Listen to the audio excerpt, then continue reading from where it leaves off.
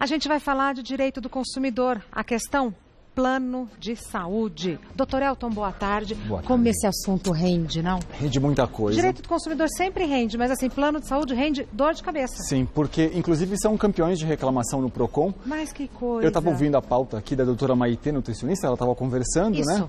E eu estava ouvindo, inclusive, ela falar de doença celíaca.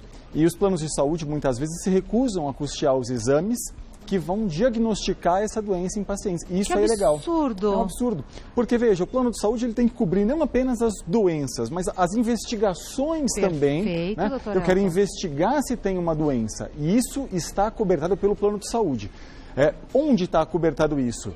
Pela lei dos planos de saúde. Ah, Elton, mas estão falando que não está no rol da ANS. Isso aí. O rol da ANS é só o mínimo que um plano de saúde pode custear, não tudo o que um plano deve cobrir. Então, essa é a diferença que, para a justiça, o que é o chato da história, muitas vezes esse consumidor vai ter que ir para a justiça. Tá. Mas ele tem direito. Então, veja se eu entendi direito. Então, os planos de saúde deliberadamente, de propósito, não cumprem a lei e quem quiser os seus direitos, que vá para a justiça. Acabam tendo que ir para a justiça. Assim? Mais ou menos assim. Doutor Elton, Porque o que acontece? estamos Eles perdidos. estão perdidos. Eles transformaram. O que os planos de saúde fizeram? Existe um rol. É uma tabela de procedimentos da ANS. Agência Nacional de... Exatamente, da Agência Nacional de Saúde, exatamente. Só que o que os planos de saúde fizeram? Eles transformaram o mínimo, que é aquilo que está no rol, em tudo aquilo que eles vão custear. E isso é ilegal. Aquilo que está na tabela da ANS é o mínimo que um plano de saúde pode cobrir. Então, ia falar uma coisa ou não? Não, não. Então, assim, como que eu posso ter certeza de que o que eu estou contratando é o que eu acho que estou contratando? Sempre que um médico fizer uma recomendação a você, que do ponto de vista que não é meramente estético, que tem uma justificativa funcional, vamos pensar assim, ok? Mesmo Botox, por exemplo, hoje já se trata algumas doenças com Botox. Exato. Migrânia crônica, enxaqueca, por exemplo.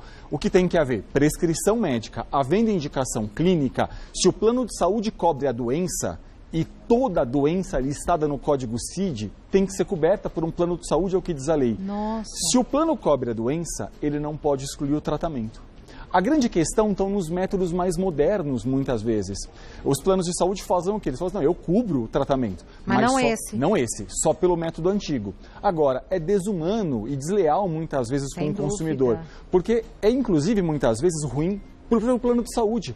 O que acontece com o plano de saúde? Ele quer cobrir, por exemplo, a pessoa tem um aneurisma cerebral e ele fala assim, eu vou custear, mas eu custeio pelo método antigo, que é um método aberto, da abertura da cauda craniana. Que não existe mais. Que não existe mais, já se faz por embolização hoje, é muito mais seguro. E outra, muito menos comorbidades para o próprio plano de saúde.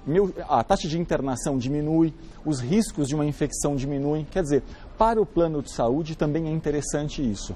Mas claro, não custear rende uma bela fatura para o plano de saúde que acaba não custeando essas coisas para o consumidor. E todo mundo que apela para a justiça contra o plano de saúde tem um final satisfatório? Tem uma pesquisa da USP que diz que 93% das pessoas que processaram seus planos de saúde ganharam, ok? Então, essa é uma pesquisa da USP que foi feita, nós sabemos essa pesquisa, isso foi notícia há algum tempo atrás.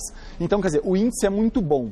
Não dá nunca para dizer assim, é 100%, mas veja, se do ponto de vista clínico há uma justificativa técnica para que isso aconteça, o plano de saúde não pode fazer essa interferência na prescrição do médico. Desses 93% que ganharam a ação, ganharam o quê? Além de ganhar ação, o que ganharam? Ressarcimento? O que eles... Então, depende muito do que o consumidor está buscando. Porque o consumidor pensa assim, ele fala assim, mas eu vou buscar a justiça, vai demorar muitos anos para eu resolver esse problema. E isso não é necessariamente verdade.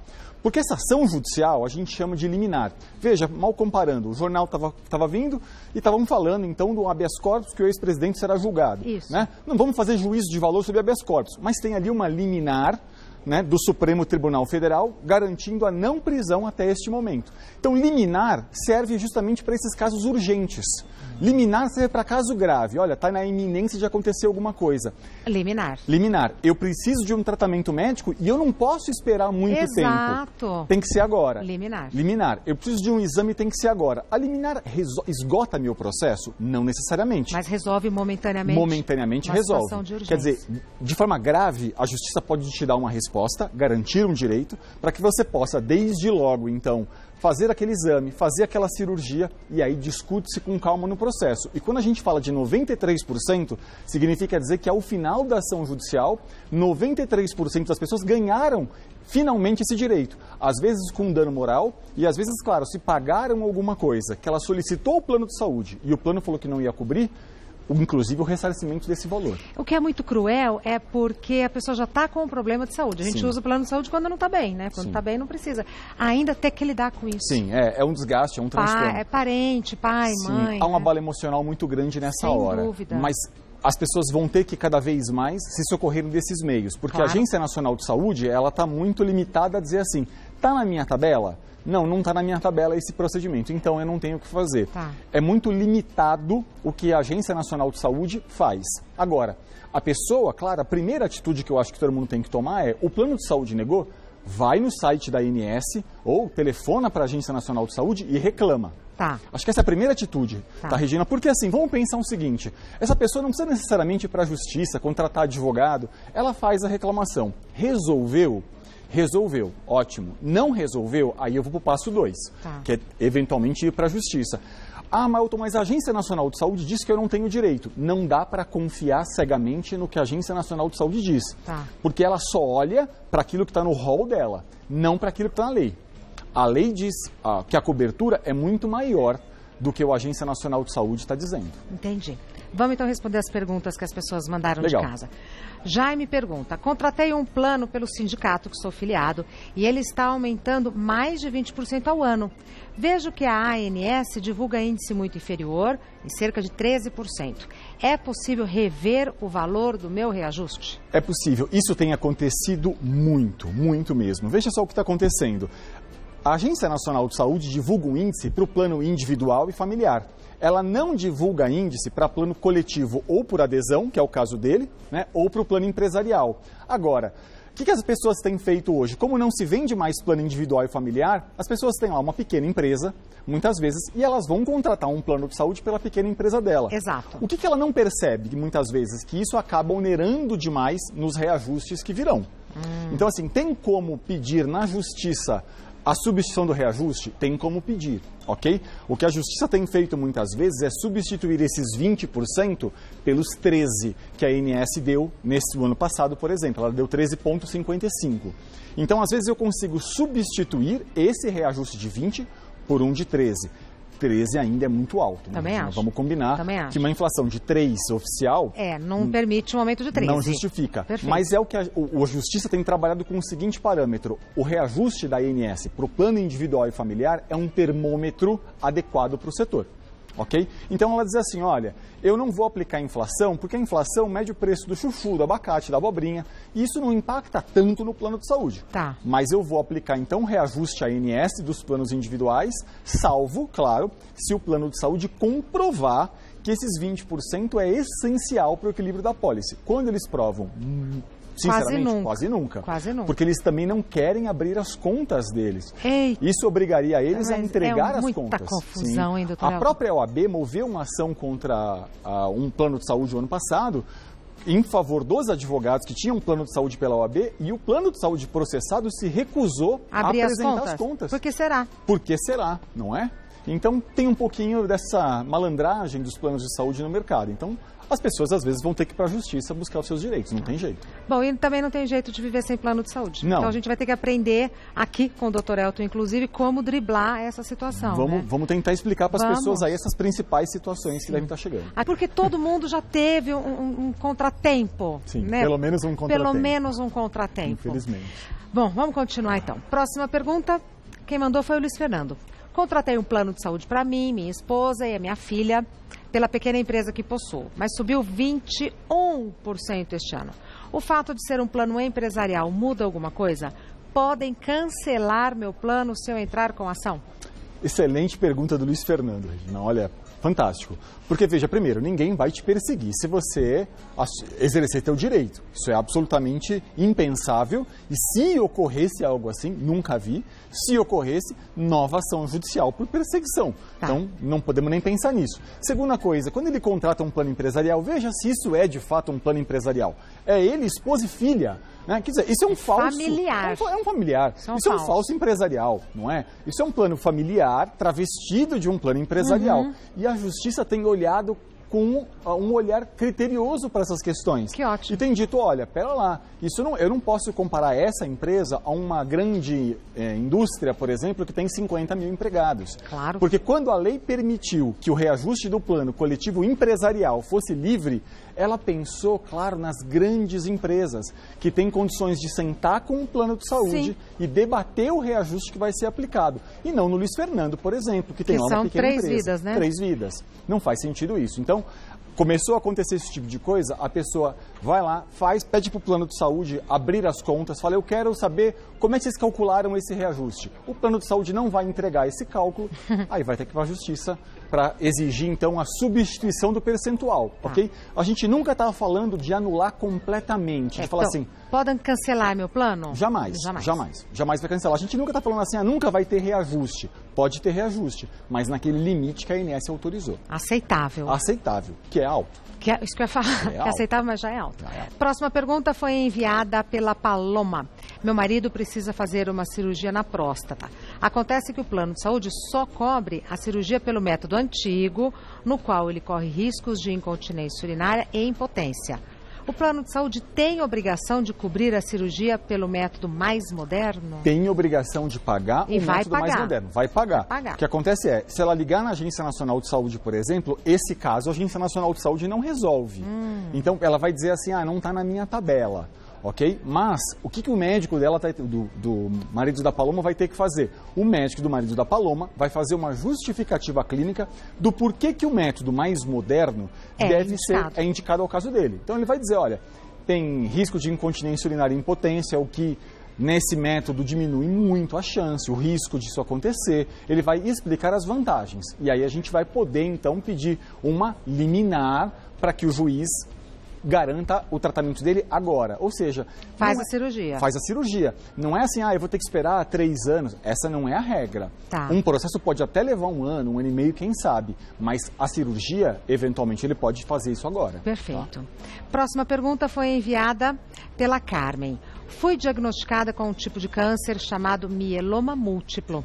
O remédio que meu médico passou está aprovado pela Anvisa, mas está fora do rol da ANS. Posso exigir do plano de saúde esse direito? Pode exigir sim. O que acontece é assim, a gente tem que pensar que a lei é muito maior do que a ANS. A Agência Nacional de Saúde está abaixo da lei. A lei garantiu que todo medicamento para tratamento de quimioterapia tem que ser coberto pelo plano de saúde. Qual é a exigência que a lei faz? A lei até exige registro sanitário na Anvisa. Então, assim, se o medicamento, né, está registrado na Anvisa, como está dizendo que está, acabou essa discussão. Esse é o principal requisito. Não significa dizer que não tendo registro, a pessoa nunca vai conseguir. Em alguns casos, a Justiça até autoriza, porque ela fala assim, olha, é uma exceção a essa regra. A pessoa já fez todos os tratamentos possíveis, não atingiu o objetivo que era tratar o câncer muitas vezes, então eu vou dar a ela a possibilidade de uma sobrevida digna. Ela até muitas vezes vai conseguir um remédio sem registro na Anvisa. Agora, com registro na Anvisa, claramente legal, isso não tem nenhum cabimento. Alguém dizia assim, mas não está no rol da ANS. Não interessa. Perfeito. Próxima pergunta foi enviada pelo Carlos. Tenho fibrose pulmonar idiopática e o meu médico indicou um remédio de uso domiciliar. Pedi ao plano de saúde e eles recusaram, dizendo que é de uso domiciliar e não cobrem. Eles têm razão? Veja só, Gina, a lei... O que é remédio de uso domiciliar? É aquele medicamento que, por exemplo, atualmente eu não faço mais o tratamento de uma doença internado. Por exemplo, antes, muitas vezes, o próprio câncer, né? A pessoa ficava internada há muito tempo. E agora não. Ela toma o medicamento em casa, né? Muito melhor. O plano de saúde é muito melhor porque ele não está pagando internação, né? Ele não está pagando médico à disposição dessa pessoa. Leito hospitalar não está ocupado. Para o paciente, sem dúvida nenhuma, é uma grande. Melhor. Ela vai ficar em casa, o paciente vai estar mais tranquilo. Então, assim, nesses casos onde foi substituído a internação, por exemplo, desse paciente por um medicamento que ele toma em casa, tem que fazer o custeio. Fibrose pulmonar idiopática, posso dizer assim, vários são os casos que a Justiça tem garantido aos pacientes esse direito. Ah, mas é uso domiciliar e os planos de saúde não cobrem remédio para uso domiciliar. Veja, ele não cobre aqueles medicamentos analgésicos que eu tenho que tomar de vez em quando, né? Ah, eu tô com uma gastrite, vou ter que tomar um remedinho para gastrite. Ah, isso não cobre. Isso não cobre. Mas tratamento de saúde grave, seja como ele, é o caso, como né? é o caso, por exemplo, tem que fazer o custeio, não tem jeito. Perfeito. Próxima pergunta foi enviada pela Maria Amália.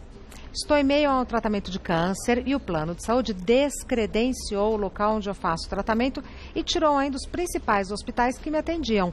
É certo isso? Absolutamente. O que a gente tem que pensar aqui é assim, poxa vida, isso não. acontece muito. As pessoas reclamam muito assim, ah, meu plano de saúde, para me tirar do contrato, passou a descredenciar alguns hospitais. Poxa. Pode fazer isso? Não pode. Eu tenho que sempre pensar o seguinte, um plano de saúde pode descredenciar um hospital? Até pode, desde que ele substitua aquele hospital que ele descredenciou por um outro da mesma qualidade, na mesma cidade, com a mesma competência técnica, com o mesmo reconhecimento de mercado, ok? Mas aqui, no caso da Maria Amália, tem uma especificidade. Ela está dizendo para a gente que ela está em tratamento. Isso. Então, não pode.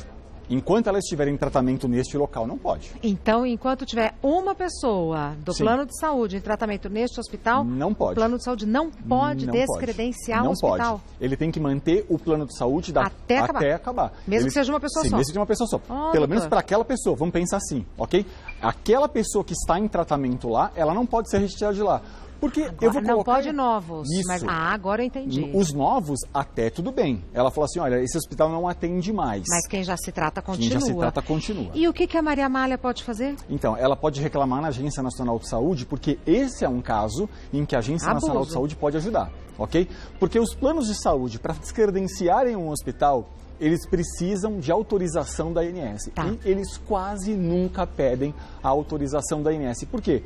Pelo risco. Eles sabem que poucas pessoas vão reclamar e o risco de eles tomarem um não da Agência Nacional de Saúde é alto. Tá. Então, eles nem comunicam muitas vezes. Tá. Então, Maria Amália, primeira coisa, reclama na ANS. Não resolveu? Aí eu vou pensar, então, em ir para a Justiça. Ir para a Justiça, a gente sempre tem que pensar o seguinte, um advogado pode ajudar, agora, não tenho dinheiro, o que faço eu? Bom, procura a OAB tem a recomendação de alguns advogados que vão trabalhar no caso, ou a Defensoria Pública do Estado de São Paulo. Perfeito. Tá? Um dos dois. Próxima pergunta enviada pela Jennifer. Estou grávida de 5 meses e estou na carência do plano de saúde, mas minha gravidez é de risco. Neste caso, o plano de saúde é obrigado a antecipar a carência? Os remédios que uso também posso pedir ao plano de saúde? Jennifer, sim. Me parece que a Jennifer está querendo dizer para a gente aqui alguns medicamentos, por exemplo, eles chamam de enoxaparina sódica, que é um medicamento para trombofilia, que eu sei que muitas mulheres utilizam durante a gravidez. O plano de saúde está obrigado sim a custear isso. Até porque para o plano de saúde é muito mais negócio. Mas ela está na carência. Então, mas aí o que acontece? A carência, via de regra, tem que ser respeitada. Tudo bem. Mas aqui nós temos uma situação diferente. Risco. Ok? A pessoa está em risco de urgência ou uma emergência grave, ela sofreu um acidente, a gravidez dela está trazendo uma complicação, ela tem uma carência reduzida, sabe para quanto tempo? Quanto tempo? 24 horas depois que eu entrei no plano de saúde. Então praticamente acaba a carência. Acabou a carência. Contratei um plano de saúde hoje. Hoje é terça-feira. Na quinta-feira, sofri um acidente, o plano de saúde tem que me dar atendimento para todas as urgências que eu tiver, para toda a situação de emergência que eu tiver, ok? Não pode negar. Ah, Elton, mas eles vão limitar, eles vão dizer que... Não pode também. A lei, ela não traz nenhum tipo de limitação. Ela não fala assim, vai custear só 12 horas, vai custear só X tempo. Não. Tem que custear de forma integral. Perfeito. O que acontece muitas vezes é que a pessoa vai ter que reclamar, ir para a justiça, mas a justiça tem entendimento já pacífico sobre isso, ok? Risco de urgência e emergência, prazo de carência, 24 horas. Ótimo, ótimo. Próxima pergunta foi enviada pela Heloísa. Os médicos do plano de saúde demoraram muito para realizar o meu parto e meu bebê hoje tem sérios problemas motores. Qual o prazo para mover uma ação por erro médico? O plano de saúde também é responsável? Heloísa, lamento muito. A gente tem visto essa situação e é muito difícil mesmo. O prazo de uma ação de erro médico conta-se de 5 anos, ok? quando é que começa o prazo da minha ação por erro médico? Meu prazo começa do dia em que eu tomei ciência de que houve de fato um erro. Então não é no dia da cirurgia? Não é no dia da cirurgia. Porque às vezes eu só vou descobrir que de fato houve um erro. Vamos pensar numa gase esquecida de uma paciente, né? Eu só vou descobrir isso muitas vezes muito tempo depois. Então, Heloísa, 5 anos é o prazo, tranquilo com relação a isso. Plano de saúde tem responsabilidade? Tem responsabilidade. Tem, doutor Elton. Por que ele tem responsabilidade? Porque, veja, o plano de saúde credencia alguém para agir em nome dele. Endossou. Então, ele diz assim, olha, você pode ir lá na pessoa tal, ela é competente, ela te atenderá em meu nome. Exato. Se ele fala isso, então o plano de saúde vai se responsabilizar pelo tratamento que aquela pessoa empregou, ok? Então, ela tem algumas opções no caso. Vamos pensar, se houve de fato um erro médico, ela poderá então falar, eu vou processar o hospital sozinho, o plano de saúde sozinho, ou vou processar o plano de saúde e o hospital juntos. É uma possibilidade também. Perfeito. Okay? Tem que avaliar, mas é plenamente possível. Muito obrigada pelos esclarecimentos. A gente precisa agora digerir tudo isso, né? Agradeço. Porque são informações novas, sim, né? Que a gente ninguém conta. Saber não ocupa espaço, o direito está aí, a gente tem que correr atrás. É isso mesmo. E ajuda a nossa vida, né? Tomara que ajude de muita gente hoje. Ajuda sim. O doutor Elton Fernandes é advogado, ele tem um site que é eltonfernandes.com.br. Elton com N de navio no final e Fernandes com S de sabedoria. Muito obrigada, doutor. Prazer imenso estar aqui nesse cenário novo, lindo. Pois é. Nos vemos em breve.